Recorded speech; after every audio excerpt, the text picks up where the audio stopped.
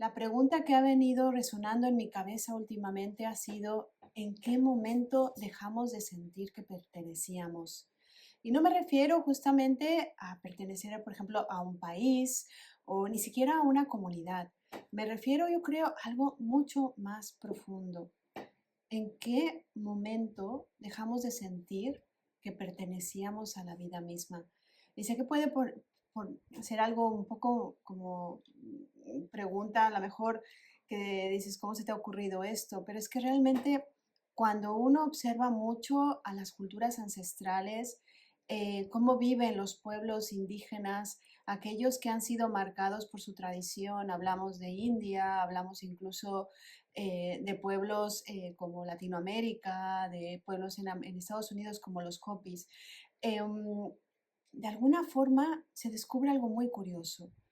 Ellos nunca van a hablar de la naturaleza como si fuera algo que está fuera de nosotros. De hecho, recuerdo que alguna vez leí sobre un indio nativo americano que cuando llegaron en ese entonces los anglosajones y vieron toda la cantidad de tierras que tenían alrededor en las comunidades, les dijeron a los indios, ¿no? Estas tierras, son todas estas tierras las que les pertenecen, y los indios se miraron entre sí como no entendiendo la pregunta, como diciendo, ¿pero qué estás diciendo?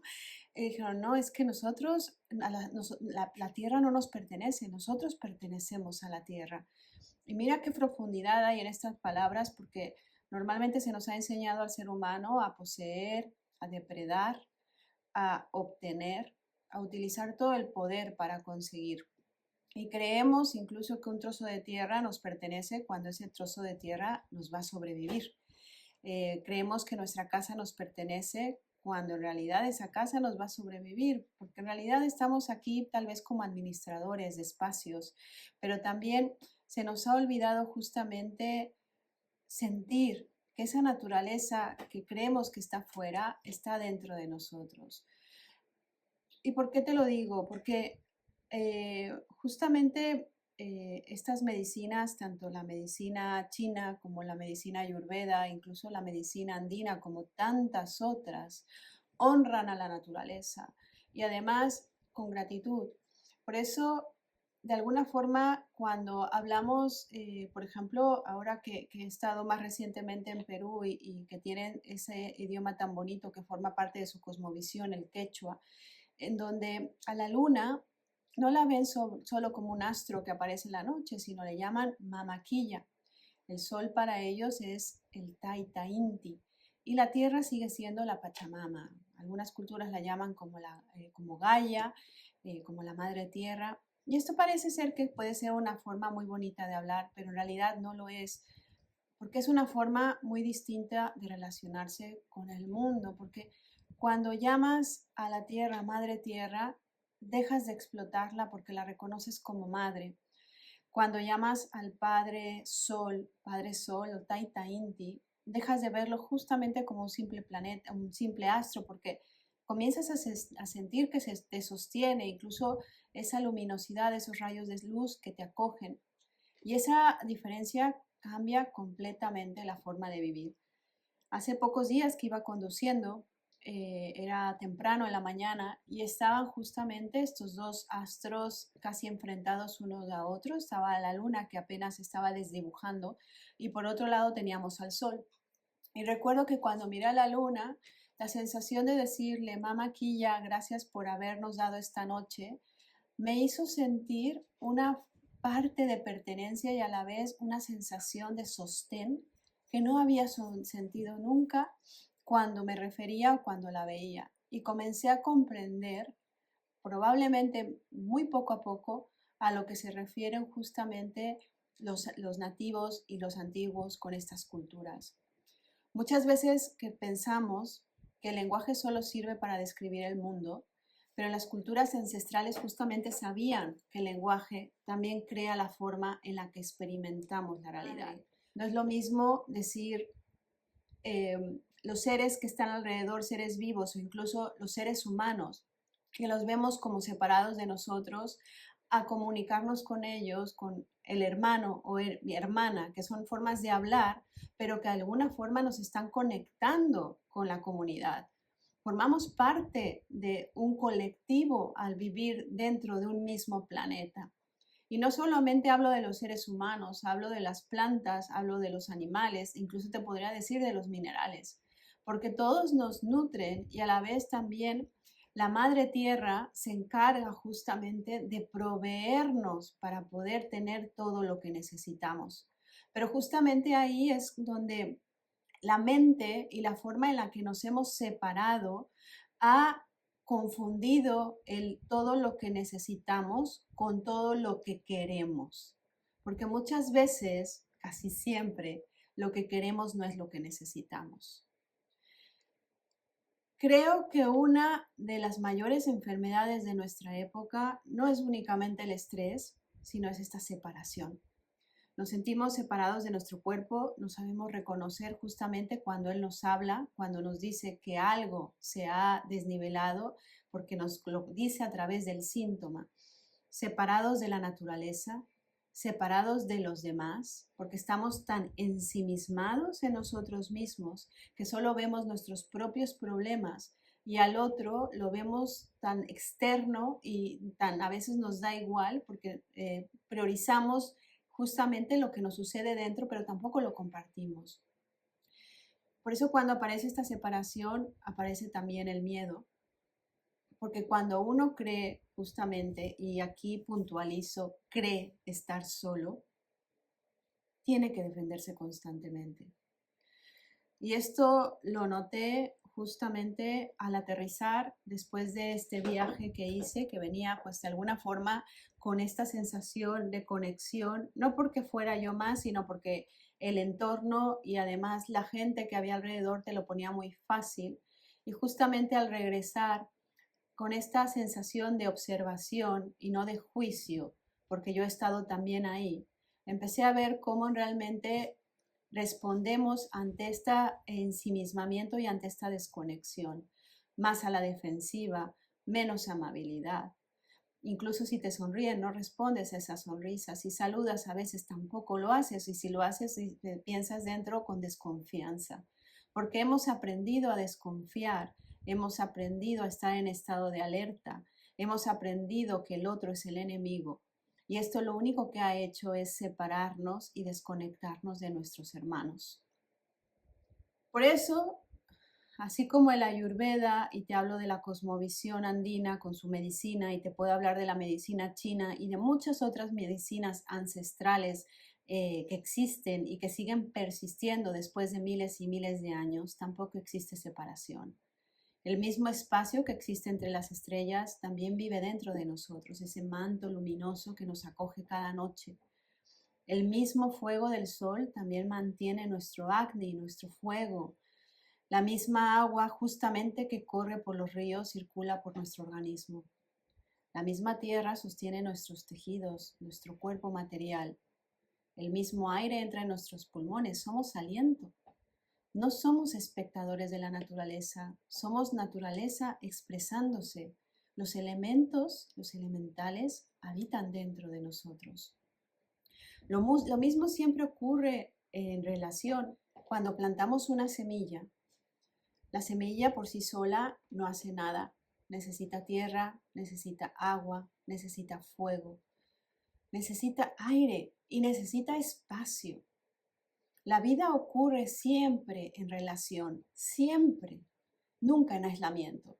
Y quizás nosotros tampoco podamos florecer aislados. Mira cómo está nuestra cultura actualmente. Es un poco de locos. Estamos hiperconectados porque conocemos lo que está pasando al otro lado del mundo, pero no nos conocemos a nosotros mismos. Y muchas veces ni siquiera conocemos nuestro entorno, al vecino. Y llevamos a lo mejor 20, 30 años viviendo en el mismo sitio.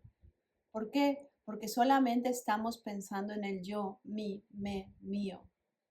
Y eventualmente, cuando nos conectamos con esa naturaleza y agradecemos, que creo que es justamente la emoción más elevada que existe y que nos conecta con el amor y con la abundancia, agradecemos cada mañana pues el estar vivos, agradecemos a la Madre Luna, al Padre Sol, agradecemos al aire que nos da ese aliento que nos permite respirar. Agradecemos justamente tener conciencia y agradecemos tener una tribu que nos vincule, porque cada uno, todos los que estamos alrededor, quieras o no, hasta el que dices que es tu enemigo, es tu hermano. Por eso, el hablar justamente de esta hermandad no es una forma educada de hablar, es una declaración. Es reconocer que el otro pertenece a la misma familia de la vida, habitamos la misma madre, somos hijos de la misma madre, nuestra madre tierra. Y por eso me pregunto, ¿cómo cambiarían nuestras relaciones si realmente interiorizáramos esto y lo lleváramos a cabo? Hay otro concepto tan bonito que tiene estas culturas ancestrales. En Quechua se llama Aini. Aini justamente aparece justamente en uno de los conceptos más maravillosos de la cosmovisión andina. Aini en Quechua sería algo así como la reciprocidad. Es todo lo que recibimos vuelve al mundo convertido en una ofrenda. Es decir, no solamente estamos en pedir, no solo estamos en que se nos cubran nuestras necesidades, esto nos han enseñado, sino aquí hay algo justamente mucho más poderoso. Cuando yo recibo, intento dar de alguna forma, a lo mejor no a la misma persona, pero a otro como síntoma de gratitud. Porque de esta manera, además de que estamos generando una sinergia, también nos estamos volcando al servicio desde la plenitud. Porque comprendemos que la vida funciona así, todo es sinergia y todo es reciprocidad. Inspiramos y luego expiramos. Recibimos y devolvemos. Y por eso la naturaleza entera vive en reciprocidad. Solo el ser humano moderno justamente parece haber olvidado este movimiento. Hace poco veía un árbol que era enorme, con una copa bastante frondosa, y todo el tronco estaba envuelto por una enredadera. Me pareció una sinergia tan bonita porque seguramente generaron esta enredadera y el árbol una simbiosis donde la enredadera protegía el tronco de probablemente algún tipo de insectos y el árbol le daba a la enredadera sombra. Justamente esto es Aini. Y si empiezas a observarlo en la naturaleza, antes que en tu propia naturaleza, te darás cuenta que la tierra, que todo lo que hay a nuestro alrededor, funciona en Aini. El sol le da paso a la luna y la luna le da paso al sol. La lluvia le da paso al viento y el viento le da paso al sol. Por eso, vivir en reciprocidad hace que nos sintamos en plenitud. Y cuando nos sentimos en plenitud, entonces no nos falta nada. Porque esta frase de que tenemos todo lo que necesitamos para estar bien es completamente real. Otra cosa es que la mente, con esa capacidad descontrolada de deseo, esté saltando, ya lo decían los budistas, como un mono de un sitio a otro para tratar de conseguir y no estar en el único maravilloso tiempo que existe, que es el presente. Porque cuando estamos en reciprocidad, entonces aparece otro concepto maravilloso que se llama Munai. Munai muchas veces se puede traducir como amor o corazón, pero creo que se queda muy corto, porque Munai es una forma de caminar por la vida. Es, si lo tradujéramos literalmente, sería como el amor incondicional, porque es mirar con respeto, con gratitud, con belleza. Es comprender justamente que cuando cuidamos al otro o simplemente cuando miramos al otro, también nos estamos mirando a nosotros. Cuando en realidad empezamos a hacer presencia con el otro, entonces el otro empieza también a brillar con su luz. También hace un tiempo escuché una pregunta que decía, quién debe de ser la persona más importante en tu vida? Y entonces la gente, era una conferencia, respondía, mi familia, mis hijos, yo mismo, etcétera, etcétera, etcétera. Hasta que el conferenciante dijo, no, en realidad la persona más importante en tu vida debe de ser la persona que tengas en ese momento enfrente y que sea tu interlocutor. Porque en ese momento está haciendo completa presencia y le estás brindando justamente el lugar que se merece, porque el tiempo en realidad se lo estás brindando con presencia. Y esto me quedó súper claro y además me sorprendió porque esto no lo hacemos. Cuando hablamos con los demás, probablemente sea nada más a nivel superficial o para conseguir algo o para tapar algo de nosotros. Pero ¿cuántas veces es auténtico? Y justamente de esta autenticidad te quiero hablar, porque cuando empezamos a vivir en conexión, ya no hablamos de que las montañas estén fuera y las contemples y digas qué maravillosa vista. De repente la montaña habita dentro de ti y te habla. El río cuando suena y cuando lo ves caudaloso empieza a habitar dentro de ti. El sol, la luna, las estrellas, el fuego, el aire, el viento, todo empieza a habitar dentro de ti. Y cuando eso empieza a suceder, no importa dónde estés, no importa si estés viviendo en una gran ciudad, en medio del campo o en cualquier sitio, porque llevas toda la naturaleza dentro de ti y empiezas a sentir esa conexión, esa abundancia y esa paz que creo que es a lo que todos estamos aspirando. Te invito a que comiences justamente a observar, porque solo se trata al principio de observar con calma, de observar con presencia, de ver por qué el árbol simplemente es árbol, por qué los pájaros vuelan de esta manera, de qué manera tú estás integrado en todo esto. Porque si nacimos bajo el techo de la Madre Tierra y tenemos la cúpula del Gran Espíritu alrededor de nosotros, lo único que tenemos que hacer es mirar nuestras raíces y levantar los ojos hacia el cielo para ver lo magnífico que hay a nuestro alrededor y que además forma parte de nosotros. Por eso, la última reflexión que te hago es que quizás sanar no consista únicamente en cambiar nuestra alimentación, ni en meditar más, ni en aprender nuevas técnicas, sino tal vez, quizás sanar también sea recordar. Recordar que nunca estuvimos separados, que la montaña justamente nos habla y vive dentro de nosotros y que todo esto se trata de permitir fluir, porque cuando somos naturaleza, permitimos que todo fluya a través nuestro, no lo retenemos. La mente lo que le gusta es interferir.